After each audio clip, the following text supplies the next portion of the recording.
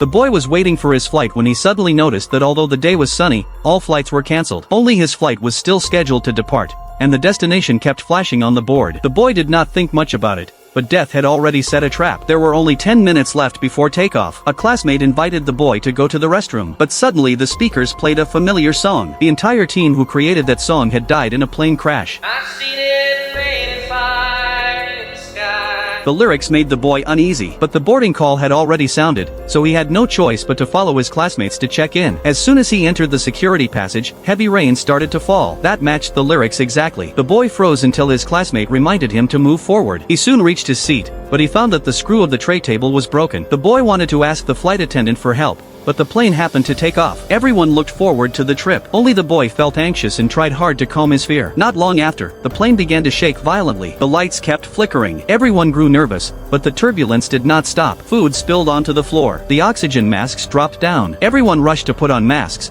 but the disaster continued. Sparks appeared in the cabin. The door broke off. With the strong airflow, many people were sucked out of the cabin. Then came a violent explosion. The boy woke up. The disaster had only been a dream, but it felt far too real. The boy quickly checked the screw of the tray table and found it was still broken. He realized everything would happen again. He shouted that the plane would explode, but no one believed him. His classmate even fought with him to stop him. As the scene turned chaotic, the crew dragged them both off the plane. The boy's companions also came to check. They wanted to comfort him, but the captain told them they could not board again. The teacher also had to leave the plane. Soon the plane took off smoothly. The teacher asked the boy questions, but the boy kept talking about the plane crash. Hearing this, his classmate grew angrier. He blamed the boy for making everyone miss the trip. They fought again. The airport staff hurried to stop them. The next second, the plane exploded, and the airport glass shattered. Everyone stared in disbelief. The boy's words had come true. The boy quickly explained that he only had a dream, but no one believed him. The investigators also doubted him. After his explanation, they thought he was on drugs. They questioned the others but still found no useful clue. So the investigators let them all go home. No one expected that the real disaster was about to happen.